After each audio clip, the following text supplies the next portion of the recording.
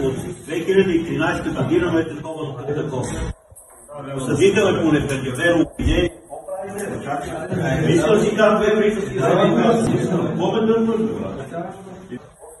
Държава врачи. Какво ме дърпаш врачи? Ето, къде да давам?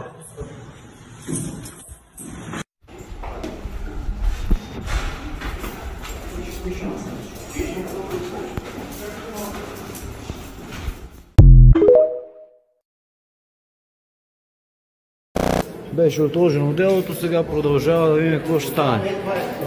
Ето го човек. Така е. 5 години, 10 години ме държат незаконно в затвора. Това е. Добре, тук ме. И това е. Чакам, че не се гледа какво става. Успех, човече, но това е. Твърда, че съм отвлечен по поръчка на Бойко Борисов е тук в съда и на дърпа си нещата.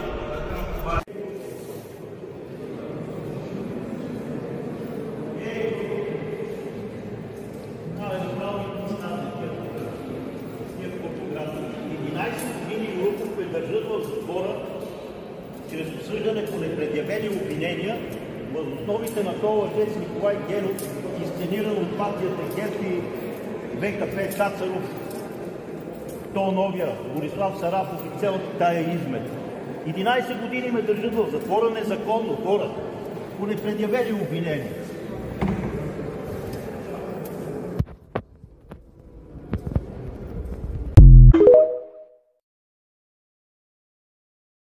Сега, това е обвинителният акт, по който е образувано делото срещу мен. По този обвинителен акт на страница 15 от него, където е зелената отметка, цитирам прокурора. В този момент към него се приближил Емил Милев, сложил си черна маска на лицето си, насочил към свидетеля Божилов автомат Калашников, казал му да легне на земята и издърпал чувал с парите от ръцете на пострадалия Божилов. Обвиняемият Павлов Лазар и обвиняемият Лазар започнали да нанасят удари с ръце и крака по тялото на лицето на свидетеля Божилов. Лазаров се опитал да постави белезници на ръцете на Божилов, но не успял. И след като Емил Милев взел чувала с парите, обвиняемият Едуард Павлов взел носения в кобур на кръста от свидетеля Божилов пистолет модел Байкал и 4-мата извършители заедно с вещите са оттеглили тичешком към спрелия автомобил Volkswagen, качили се в него и се оттегли с висока скорост от местопрестъпление.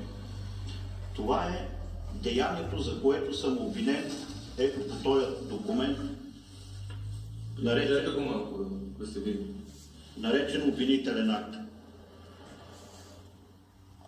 Ето го изписаното и прочетеното от мене на страницата 15. От зеленото до тук. Така.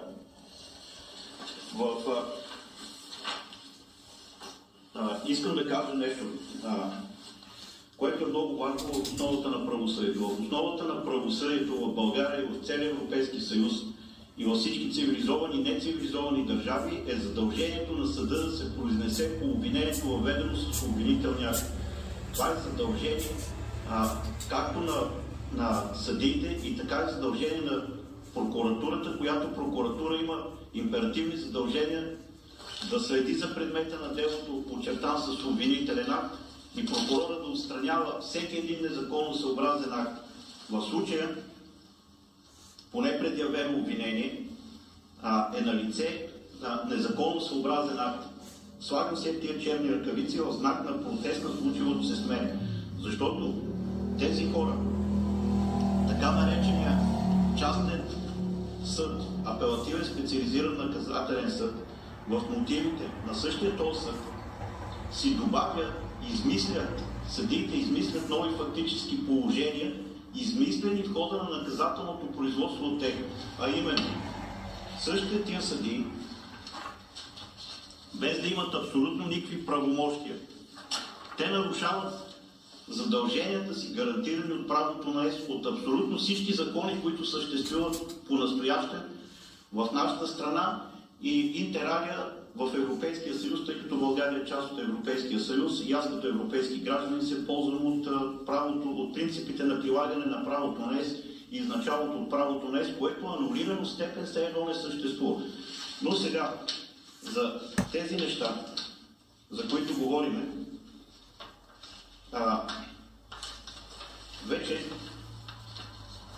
по присъдата на ето я. Това са мотиви по присъда по дело 102 от 18-та година на апелативния специализиран наказателен съд. Съдиите, които са назначени, преди това са били във Висшия съдебен съвет, Галя Георгиева, Магдалена Лазарова и тая, дето изгоре като димка на магистрала Тракия, съдята Емилия Петкова, си измислени от тях нови фактически положения, които са извън предмета на делото и ми дават присъда по тях. Като, вижте какво са посочили в осъдителното решение на този съд.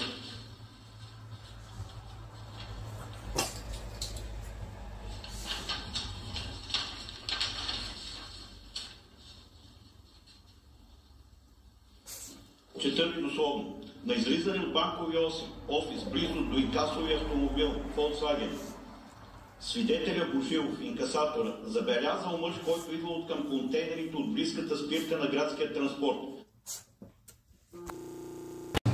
И дали Павлов е отнел пистолета на пострадалия Божилов и дали сме се оттеглили 4 с четвърти неизвестен, непосочен, с автомобил Volkswagen от местопрестъплението, делото не е решено от фактическа и правна страна, съгласно повдигнатото обвинение по прокурорската преписка 413 от 13 година на специализираната прокуратура и делото е висящо от 2019 година до сега и аз фактически съм противозаконно лишен и произволно от свобода и държан в затвора по непредявено обвинение, тъй като на ОНУИ и на прокуратурата, ръководена от него, от Цацаров и последствие от Гешев, им е нужно да отчитат по такива крупни дела с голям медийен интерес като настоящо, което няма нищо интересно в него.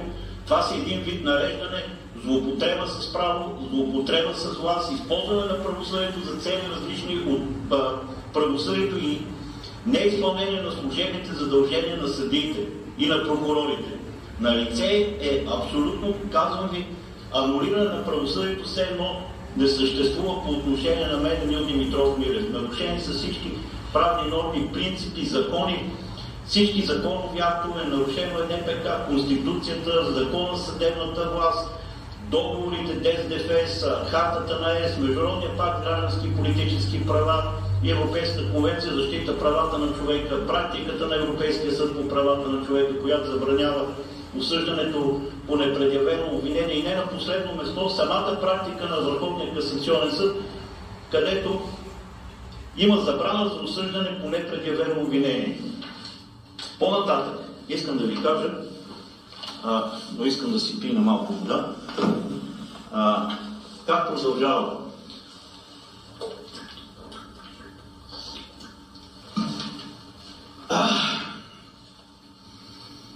Въпросното дело,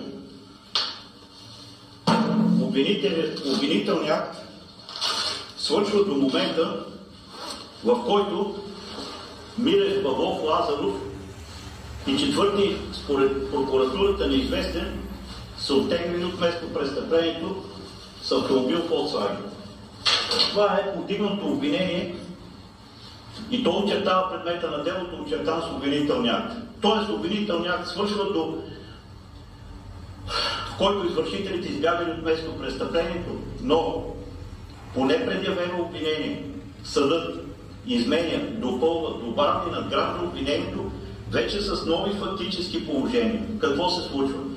че неотразено в обвинението лице Димитър Георгиев, наречен от тях Митко Горнобански, търговец на наркотици, осъден в Испания,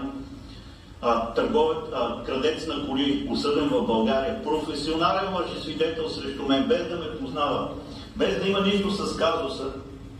Той е свидетел 67 по досъдебното производство и по наказателното дело. Бил ме превозил с автомобил от Надежда до Люлин и от Люлин, от место престъплението, до жилището на Елена Лазарова. Трето неотразено в обвинението лице, заедно с неотразеното лице Николай Цветков Генов. И с тези три неотразени в обвинението лице Николай Генов, фактически извършител на грабежа, според апелативния съд, Димитър Георгиев, неотразено в обвинението лице, съизвършител шофьор при извършването на грабежа, ме закарали мен в жилището на Елена Лазарова, трето неотразено в обвинението лице, където според съдиите сме поделили отнетата сума от 136 000 лева. Дял според съдиите взел от 8 000 лева Елена Тодорова Лазарова, неотразено в обвинението лице. Дял получил Николай Цветков Генов, неотразено в обвинението лице, и дял получил от отнетите пари Димитър Георгиев, Митко Горнобански, неотразено в обвинението лице, като това изобщо съдиите нямат право да го изказват, да го говорят, да се произнасят, тъй като то не е по предмета на делото, очертан с обвинителния. Тоест, те му осъждат за нещо измислено от тях, тъй като прокуратурата, тази държавна служба по закон, съдебната власт и НПК и Конституцията не ме е обвинила. Аз съм осъден за нещо, където не съм обвинен. В забрана на всички тия принципи, които забраняват подобно поведение и подобно третиране, и от мотивите по делото. Когато ме отвлекоха и ме задържаха апелативния специализиран наказателен съд, аз вярвам в правосъдието и в принципа на забраната за осъждане по непредявени обвинения. Тъй като притежавам правна грамотност, прочел съм всички практики на Европейския съд по правата на човека във връзка с член 6, параграф 1, параграф 3, буква А и Б от тека за Пача, делото Пелисиер и Саси срещу Франция, по член 6, параграф 3, буква А и Б от тека за Пача, бях абсолютно спокоен, че нищо лошо не може да ми се случи. Даже си споделях с Мартин Петров в 11-та група и му казах: Мартине, ще изпращам баклава в затвора, няма да се безпокоиш, пускат ме, защото съм осъден по непредявено обвинение. И той ми броеше по 140-150 коремни на лоста и виках: хайде, поне да съм по-здрав от тия хора. В един момент отидох на ВКС. ВКС ме задържа по непредявено обвинение, разбирате? За да бъде задържан човек в тази държава, България, трябва да има така нареченото обосновано подозрение, от което обективен наблюдател да може да установи, че евентуално лицето е извършило вмененото престъпление. Вместо да ме освободи Върховния касационен съд на 12.11.2019 година по дело 1018-19 година на ВКС, ме задържа по предсказания. Какво означава по предсказания? Излизат три, които не знаят какъв е предмета на делото, умишлено, целенасочено, враждебни съдии, на които е поръчано да бъдат задържани и осъдени по непредявени обвинения, и на предсказания ми казват, че аз ще извърша нови престъпления, като не сочат техната правна квалификация от НК, къде ще бъде извършено предсказаното бъдещо престъпление, по кое време ще бъде извършено, на коя дата, на кое място, срещу кое е насочено предсказаното от тях бъдещо престъпление и от кои доказателства по делото става ясно, че аз ще извърша предсказаното от тях бъдещо престъпление. И не на последно место, с тия шаблонни такива клишета ме задържаха, като заявяват, че аз трябва да лежа в затвора, тъй като Виждате ли, апелативният специализиран наказателен съд не бил осъдил на 17 години 6 месеца лишаване от свобода по непредявени обвинения, неотразени в обвинителния акт извън предмета на делото. Аз бех направо съкрушен и изпаднах в шок. Не може да се възстановя от случилото си. Просто в този момент човек изпадна получава някаква диагноза, може би от рода на такива увреждания, все едно си болен от шизофрения. Ти не можеш да се съпротивляваш, не можеш да направиш нищо, защото разбираш, че тогава разбрах какво са изпитвали хората в ГУЛАГ и в Белене. Политическа поръчка от партията, която е на власт, задържат ме по непредявени обвинения и имитира се съдебен процес и бивам задържан. Но вижте сега, те нарушават забраната за осъждане по непредявено обвинение и нарушават, как да ви кажа, има едно дело, то е Фокс, Кембъл и Хартли срещу Обединеното кралство по член 5, параграф 1, буква Ц от ТК за пъча, което е еталон в правосъдието. Това не се случва, значи член 5 от ТК за пъча, член 6 от Хартата на ЕС и член 9 от Международния пакт граждански и политически права, все едно не съществува по отношение на мен. И фактически аз ставам задържан, отивам на Върховния касационен съд и подавам жалби. Имам свидетел, Мартин Петров се казва, момчето беше жертва на спецправосъдието, за 4 грама марихуана. Честните съдии в България му даваха 4 години. Може да си представите затвор. И го осъдиха и него по непредявени обвинения. Но това е, за това друг път. Сега предмета на разговора е Емил Милев. Но също и той Мартин Петров беше осъден по непредявени обвинения от специализирания наказателен съд на абсолютно същия на лицето, която била поставена на главата. Маската била тъмна, с отвори за очите и устата. Мъжът бил свидетел на Николай Генов, който бил облечен с тъмни дрехи и въоръжен с пистолет. Въпросният Генов не е отразено в обвинението лице, акцентиран на това. Насочил пистолета си срещу свидетеля Божилов и му поискал да предаде чантата с парите.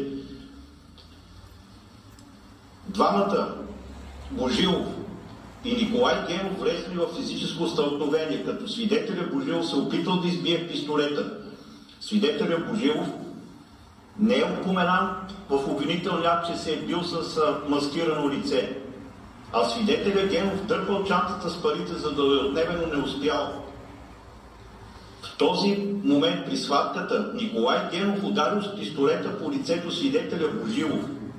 Това също не е предмет на делото. Това е измислено от съдиите, без да имат правомощия.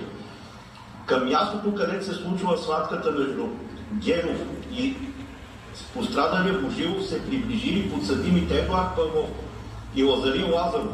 Те също били с маски на главите и лицата и с отворени очите, устата и облечени с дрехи. Павлов бил въоръжен с картечен пистолет, а Лазаров с пистолет Зиг-Зауър, също картечен. Те насочили оръжията си срещу свидетеля Божилов и му казали да легне на земята по корем, което свидетеля е сторил. Това е изменение на фактическата обстановка и въвеждане на нови, неотразени в обвинението обвинения, измислени от съдиите, които не са по предмета на делото. Тия съдии нямат правомощия да извършват това, което правят, да измислят нови фактически положения, тъй като прокуратурата не ме е обвинила с обвинителния акт, който ви го показах преди това. Така, на другата страница, страница 29, Емил Милев, аз бил застанал с доинкасовия автомобил странично срещу свидетеля Костадинов с насочен срещу към него автомат. Фактически те му осъждат за заплаха с насочване на автомат срещу неотразено в обвинението лице Костадин Костадинов, който не фигурира изобщо в обвинението и целта на делото, за което сме дадени на съд от прокуратурата, не фигурира заплаха от Емил Милев срещу въпросния свидетел Костадин Костадинов. Той не е упоменат в обвинителния акт и съдиите си измислят тия нови фактически положения. Така. Подсъдимите Павлов и Лазаров извикали на Божилов да им даде чантата с парите, който при падането на която при падането му на земята свидетелят не му можал да запази владението си върху нея и тя била взета от Николай Генов. Фактически е извършител на грабежа, за който му осъдиха тия хора. Излиза, че Николай Генов не е отразено в обвинението лице. Вижте, те извършват, анулират правосъдието и ме съдат по неясни, измислени от тях правила, като аз лично те получих заплахи, че министър-председателя на Република България ме е поръчал да бъда осъден за назидание от тях именно по непредявено обвинение. Това ми го заяви Емилия Петкова, Галя Георгиева и Магдалена Лазарова през време на всички заседания, като ме заплашваха, тормозиха ме, аз заведох срещу тях дела. Това са изключително груби процесуални нарушения, но и не е правосъдие. Това е осъществена саморазправа срещу мен. По-нататък, непосредствено в този момент към Павлов, Лазаров, Генов и Божилов се приближил Емил Мирев, който заповядал на пострадалия да му предаде пистолета си. Свидетелят се подчинил и пистолетът Байкал бил отнел от Емил Мирев, както преди това ви прочетох, за отнемането, физическото отнемане на пистолета от пострадалия Огнян Божилов беше обвинен друг Едуард Павлов. Това нещо е коренно различно и представлява непредявено обвинение от 35 пункта, които аз тук не мога да ги изложа, защото нямаме такова процесно време, но фактически така набързо нахвърлях най-общо какво представлява непредявеното обвинение, от което се оплаквам. Фактически делото, дали Емил Мирев е заплашил пострадалия Огнян Божилов с автомат, дали съм му казал да легне на земята и след това със сила съм издърпал чантата от ръцете на пострадалия, непредявени обвинения, че сме ходили в жилището на Елена Лазарова с тия 3 неотразени обвинението лица, те му осъждат за осъществяване на фактическа власт върху отнетата сума, за която аз не съм обвинен. Тогава, граждани, кажете ми в каква държава живеем. Това не е държава. Това не е правосъдие. Тук са нарушени принципите на зачитане правата на човека, нарушение принципа на правовата държава, нарушение за зачитане правата на човека. В частност, нарушение правото на справедливия съдебен процес по член 47 от Хартата на ЕС, по член 6 параграф от ЕКЗПЧ и по член 14 от Международния пакт за граждански и политически права. Нарушена на забраната за осъждане по непредявени обвинения. Нарушено е правото на защита. Аз не съм се защитавал, тъй като не съм знаел, че ще бъда осъден. Как се получава? Тия хора, тия трите, те са поставени, беха във Висшия съдебен съвет, те са от една клика от Пловдив, са поставени да извършват такива поръчки, защото това не е съдопроизводствена дейност. Това е съзнателно и целенасочено унищожаване на лицето Емил Димитров Мирев, заедно с журналисти, които във всички медии в България отбелязаха всичките тия медии, телевизии, електронни медии, че аз съм бил осъден окончателно, при положение, че делото не е решено и съм осъден по непредявено обвинение. Това е низост, това е извращение в правосъдието, това е престъпление, точно така.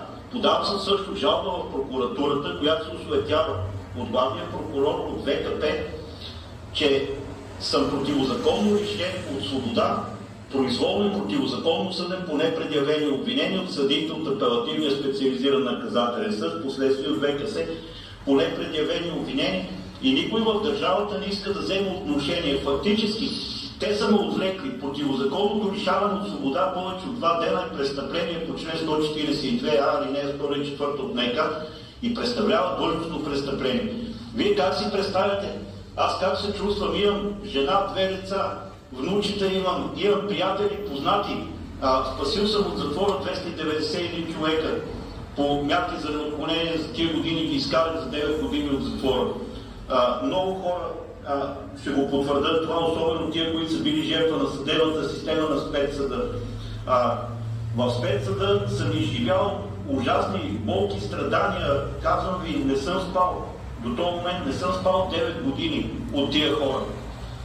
И най-интересното нещо, по-нататък ще продължим, но първо за непредявеното обвинение. Предявеното обвинение се явява флагрантен отказ от правосъдие, при което се анулира справедливостта в процеса, правото на защита в степен, все едно ти не си участвал в процеса и някой произволно наречен съдия е решил да ти припише измислени от него деяния, за които ти дава присъда, за която ти не си обвинен, и лъжерно там някакъв присъстващ прокурор от специализираното правосъдие се подсмихва и вместо да вземе задължителните мерки по член 127 алинея 5 от Конституцията на Република България да отстрани това осъждане по непредявено обвинение, те искат да бъде осъдени по непредявено обвинение, което противоречи с правната логика и с правомощите както на съда, така и на прокуратурата.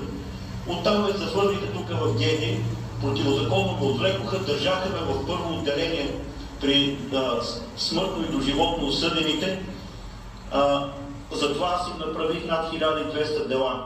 Прокуратурата, специализирания съд, апелативен и ВКС имат 1200 дела, включително и служителите, които работят срещу мен, защото срещу мен се извършват вулгарни действия от страна на всичките тия служители. Това са едни обикновени хора, които взимат по 5000 лева и унищожават човека. Разбирате ли, в България назначаваш някой на работа да постъпва, да унищожава правата на човека, да унищожава написаните закони, получава 5000 лева. И тия хора претендират, че били част от съдебната власт. Това не е никаква съдебна власт. Тия хора са осъществили властови и политически и юридически производства.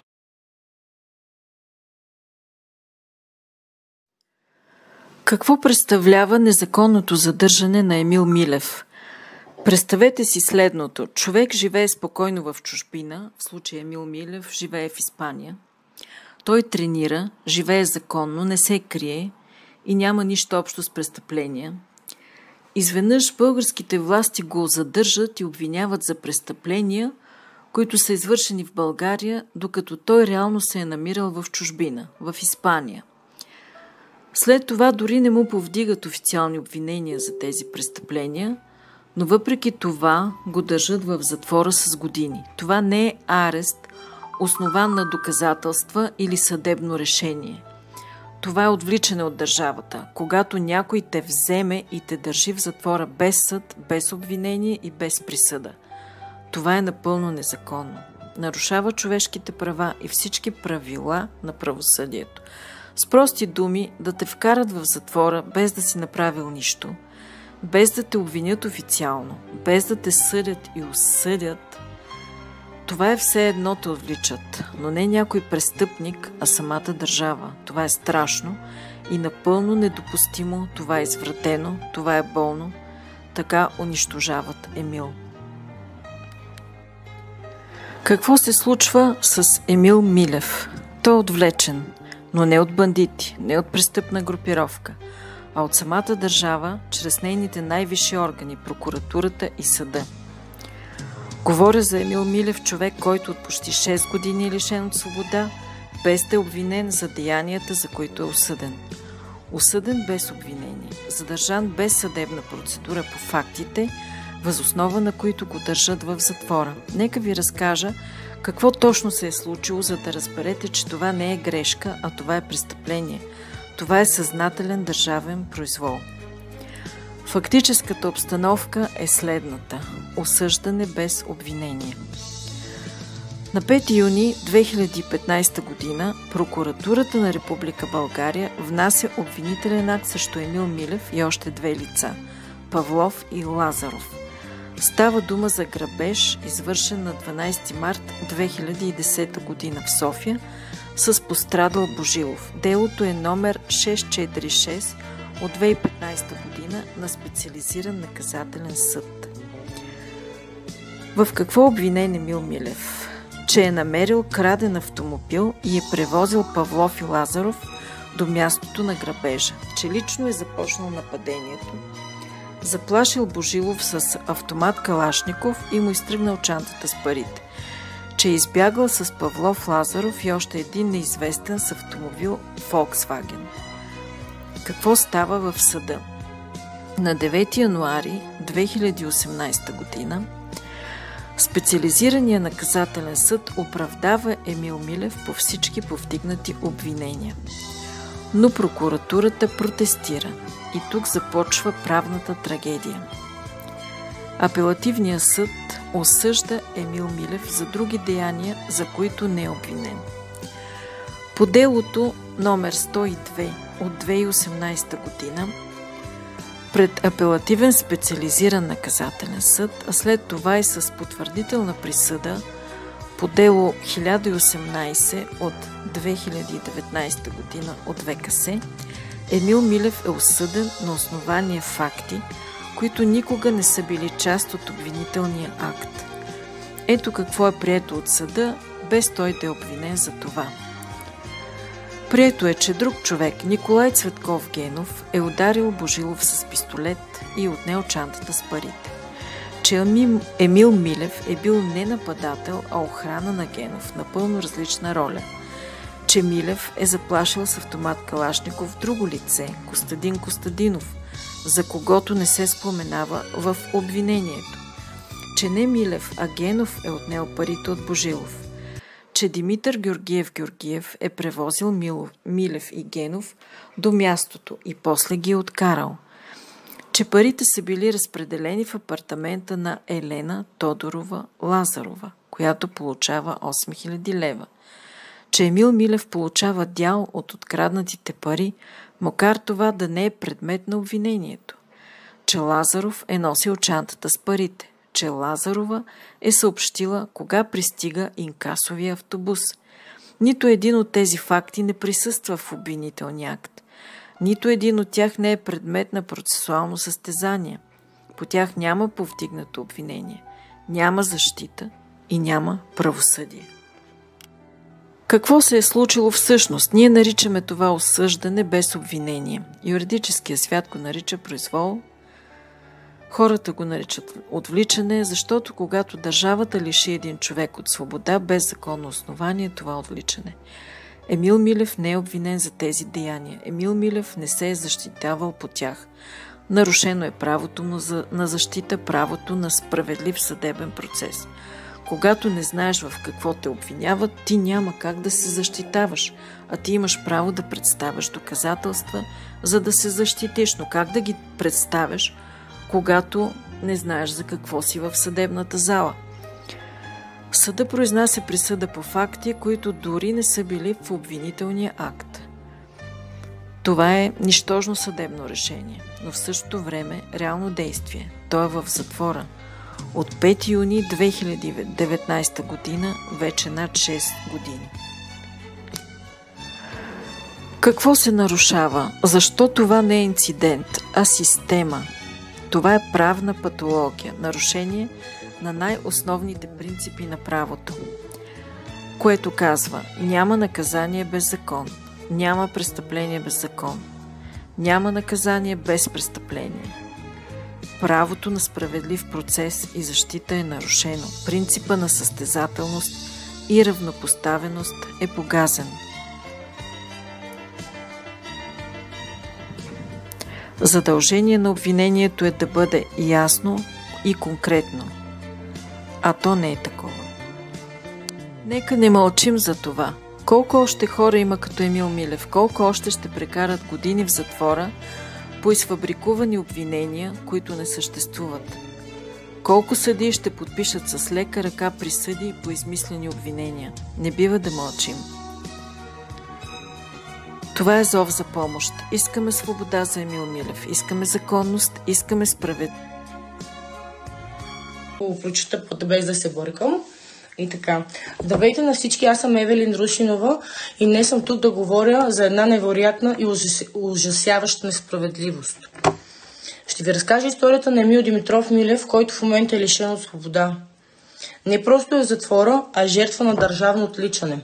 Никой не може да бъде лишен от свобода за престъпления, за които никога не е бил обвиняван.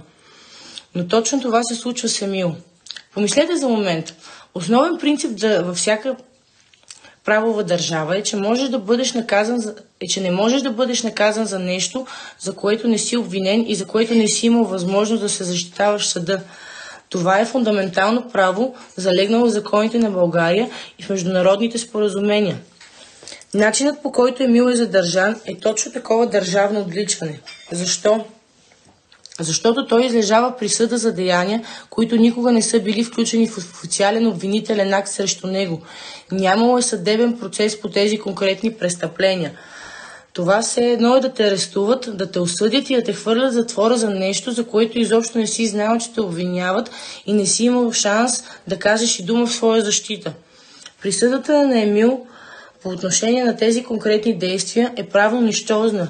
Тя е без стойност. Въпреки това, той е държан за трешетките. Това е абсолютен произвол, който погазва всички законови човешки принципи. Защо Емил е жертва на държавно отвличане? Ето простичко обяснение, защо случаят на Емил е толкова сериозен и защо го наричаме държавно отвличане. Осъден е за невидими обвинения. Емил е в затвора заради присъда по дела номер 102 от 2018 година и номер 1018 от 2019 година. Но когато се погледне обвинителния акт, документът, който казва за какво точно те обвиняват и за което ще те съдят, се оказва, че конкретни действия, за които Емил е осъден, просто липсват от него. Няма повдигнато обвинение за тях. Нямало е честен процес за тези действия. Ако няма обвинение, не е имало и съдебен процес, който Емил да се защитава по тези конкретни точки. Той не е могъл да представи доказателства, да разпита свидетели и да изложи своята гледна точка за тези престъпления. Присъда без обвинение и без процес е невалидна. Незаконно задържане. Всяка секунда, в която Емил е в затвора за тези необявени деяния, е незаконна. Той е лишен от свобода без правно основание. Това е като някой да те отвлече от улицата и да те заключи. Но в случая с Емил това се прави от държавата чрез съдебен акт, който не е валиден за тези действия. Ето защо го наричаме държавно отвличане. Той е държан против волята си от държавни институции, без да има законно основание на това. Корупция и произвол. За съжаление, това е ясен знак за това как корумпирани държавни служители могат да манипулират системата и да държат човек в затвора без никакво основание. Това подкопава доверието в справедливостта и създава опасен прецедент. Ето няколко конкретни примера за какво Емил е осъден без да бъде обвинен. Участие в действията на Николай Генов от 2010 година, свързани с заплаха, насилие и отнемане на пари. Няма обвинение за това. Че охранявал грабеж и е заплашвал с калашников, пак без обвинение. Че е носил чанта с пари след грабеж. Че е намерил краден автомобил и е превозвал хора при грабежа и този човек, Димитров Георгиев, който не фигурира в обвинението. Всичко това е част от присъдата, но Емил никога не е имал шанса да се защитава за него, защото никой не му го е вменявал официално. Призив за незабавна реакция. Моля се на всички отговорни институции, началника на затвор София, главния прокурор, Върховния касационен съд да видят тази крещяща несправедливост. Искаме незабавно освобождаване на Емил. Той седи в затвора без никакво законно основание и търпи огромни вреди. Искаме възобновяване на делото му. Нека истината излезе наява и виновните за този произвол да понесат отговорността. Моля ви, хора, споделяйте тази информация. Нека гласът на Емил бъде чут. Нека тази несправедливост бъде видяна и коригирана. Благодаря ви, че слушахте. Аз прочетох книгата. Аз вече съм адвокат. Разбрахте ли ме? Вече съм адвокат. Прочетох, видях, разбрах. И вече нищо не е същото. Някъде за дебелите стени на затвора един човек крещи без глас. Осъдиха ме без обвинение. Аз съм отвлечен от държавата. Името му е Емил Милев. Нарекох го престъпник, но престъплението, за което го осъдиха, не съществува. В обвинителния акт го няма. В процеса не се обсъжда. Съдиите го измислиха. Просто така, от нищото. Поръчаха го и го ползват, за да плащат другите със същото. И го затвориха, без да има право да се защити. Без да знае от какво точно се защитава. Това не е присъда. Това е държавно отличане. И аз вече не мога да лъжа. Аз вече не мога да мълча. Вече не съм просто читател. Вече не съм само свидетел. Вече съм адвокат. адвокат на истината. Не държа диплома, не нося огън, но нося нещо по-важно. Съзнание, че когато съдът върши престъпление, обществото има дълг да се защити само. Щом прокурор може да мълчи, когато съдия измисля обвинение, аз ще говоря, ще викам, ще защитавам. Ще работя с онези, които още вярват в правото. Ще се борим не просто за един човек, а за всички.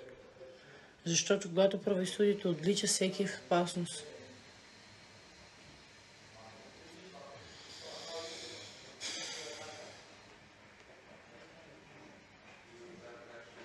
Всеки е в опасност. СОС. Помощ. Това е викът на Емил, но вече е и моята. Аз съм адвокат на правдата. И никой няма повече да бъде отвлечен в мълчание.